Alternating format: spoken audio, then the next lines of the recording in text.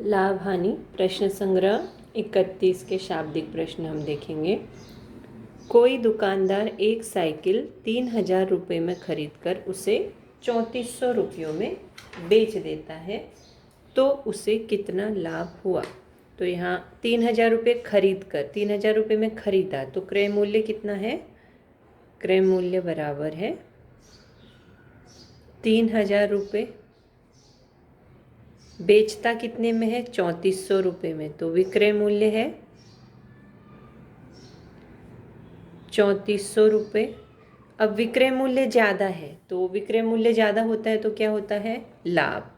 तो लाभ का सूत्र लाभ बराबर विक्रय मूल्य घटा क्रय मूल्य। तो विक्रय मूल्य कितना है, 3400 घटा क्रय मूल्य है 3000।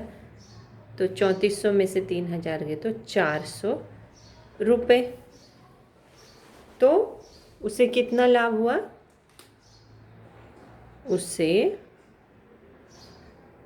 400 रुपये लाभ हुआ।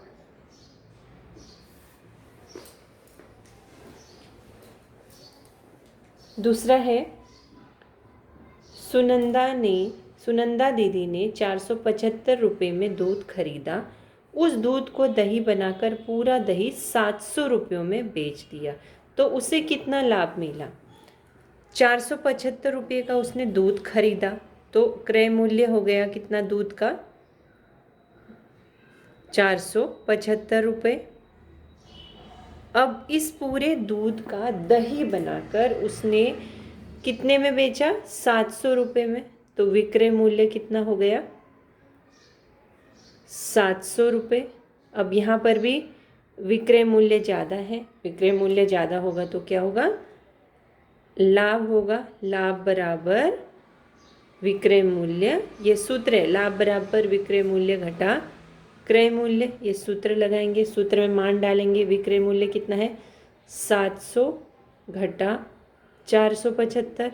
अब 700 में से 475 घटाएंगे तो कितना हो गया, यहाँ 10 में से 5 गए तो 5 हो गए, और यहाँ पे कितने हो गए, 10, 9 हो गए। 9 में से 7 गए तो बचे 2, और यहाँ पे 6 में से 4 गए तो कितने बचे, 2, 225 रुपये। तो उसे कितना लाभ हुआ, 225 रुपये का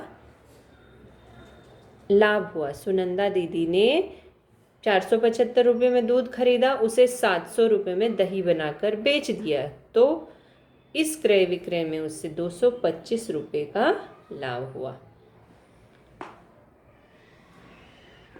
दीपावली में जीजामाता बचत गुट ने नमकीन बनाने के लिए 15,000 रुपये का कच्चा माल खरीदा। पूरा नमकीन 22,050 रुपयों में बेच दिया, तो बचत गुट को कितना लाभ हुआ। तो यहाँ देखिए, नमकीन बनाने के लिए 15,000 रुपये का कच्चा माल खरीदा, तो कच्चे माल का क्रय मूल्य कितना हो गया, 15,000 रुपये। और नमकीन बनाने के बाद उस नमकीन को बेचा कितने में, 22,050 में, तो विक्रय मूल्य 22,050 रुपये। तो विक्रय मूल्य ज़्यादा है तो यहाँ पर भी लाभ होगा। तो लाभ बराबर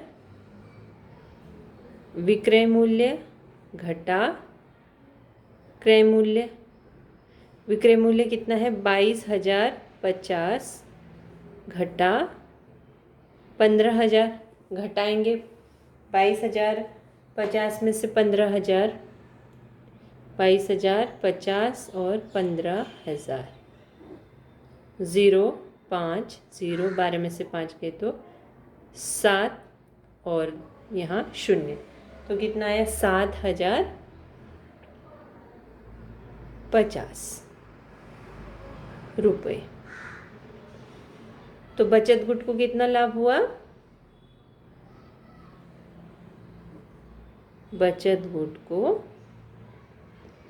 7,050 रुपए का लाभ हुआ। अगला देखते हैं।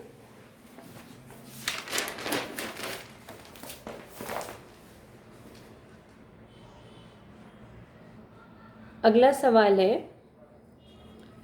प्रमोद ने थोक सब्जी मंडी से हरी मेथी की 100 गड्डियाँ 400 रुपयों में खरीदी। वर्षा होने के कारण 30 गड्डियाँ सड़ गईं। बची हुई गड्डियों को 5 रुपये प्रति गड्डी की दर से बेचने पर उसे कितना लाभ होगा या हानि होगी, ये निकालना है। और कितना लाभ होगा तो कितना होगा, और हानि होगी तो कितनी होगी। तो 100 गड्डियाँ 400 रुपयों में खरीदी तो 100 गड्डियों का खरीदा हुआ मूल्य यानी क्रय मूल्य, 100 गड्डियों का क्रय मूल्य कितना हुआ, 400 रुपये। अब उसके बाद वर्षा होने पर 100 गड्डियों में से 30 गड्डियाँ सड़ गई, यानी कि 100 में से 30 को निकाल देंगे तो बची कितनी गड्डियाँ उसके पास, अब बेचने के लिए 70 गड्डियाँ बची। बची हुई गड्डियों को यानी कि 70 गड्डियों को 5 रुपये प्रति गड्डी की दर से बेचने पर, यानी ये जो 70 गड्डियाँ बची हैं इसमें से 5 रुपये प्रति गड्डी, यानी एक गड्डी का मूल्य 5 रुपये, एक गड्डी का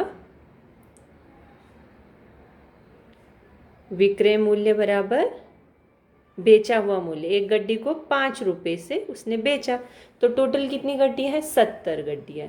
इसलिए 70 गड्डियों का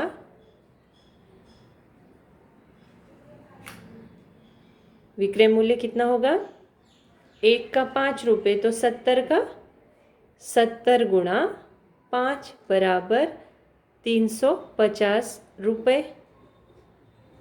70 गड्डियों का विक्रय मूल्य कितना हुआ, 350 रुपये। अब देखिए उसने 100 गड्डियाँ खरीदी थी 400 रुपये, खरीदी थी 400 रुपये में और बेची कितने में, 350 रुपये में।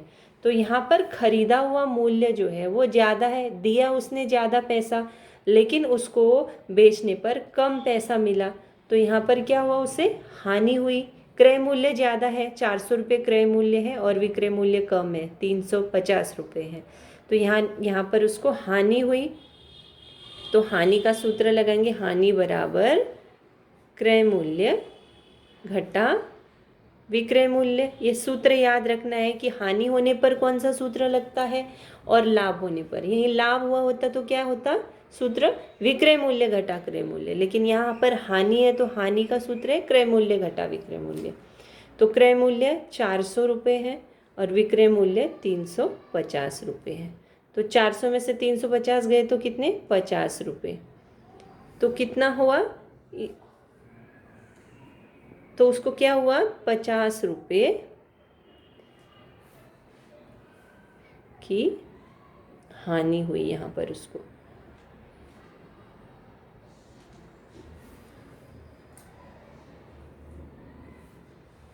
अगला सवाल देखते हैं। कांता जी ने किसी थोक व्यापारी से 25 साड़ियाँ 10,000 रुपये में खरीदी। उन्होंने सभी साड़ियाँ 460 रुपये प्रति साड़ी के भाव से बेच दी, तो इस क्रय विक्रय में कांता जी को कितना लाभ होगा। 25 साड़ियाँ 10,000 रुपयों में खरीदी, यानी 25 साड़ियों का खरीदा हुआ मूल्य यानी क्रय मूल्य, 25 साड़ियों का क्रय मूल्य बराबर कितना है, 10,000 रुपयों में खरीदी तो 10,000 रुपये।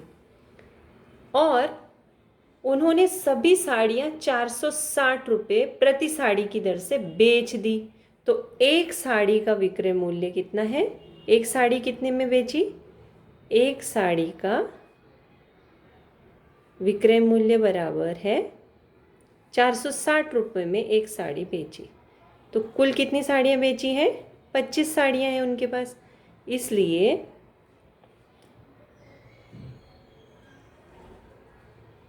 25 साड़ियों का विक्रय मूल्य कितना होगा, 460 गुणा 25। 460 गुणा 25 करेंगे, जितना उत्तर आएगा यहाँ रफ में गुणा करके देखेंगे हम। 460 गुणा 25, 460 गुणा 25, 25 0 0 25 छिंग 150, 25 चौक 100, 100 115, तो 11,000 हो गए 500 रुपये। टोटल कितना दिया उन्होंने? 11,500 रुपये विक्रय मूल्य। अब यहाँ पर देखिए 25 साड़ियों का क्रय मूल्य है 10,000 रुपये और 25 साड़ियों का विक्रय मूल्य है 11,500 रुपये। तो यहाँ पर कौन सा मूल्य ज़्यादा है? विक्रय मूल्य ज़्यादा है। विक्रय मूल्य ज़्यादा होता है तो क्या होता है? लाभ होता है। तो लाभ बराबर विक्रय मूल्य घटा क्रय मूल्य। तो विक्रय मूल्य 11,500 घटा 10,000, 11,500 घटा 10,000। तो 11,500 में से अगर हम 10,000 घटा देंगे तो उत्तर कितना आ जाएगा? 1,500 रुपये। कांता जी को कितना लाभ होगा? 1,500 रुपये का लाभ होगा।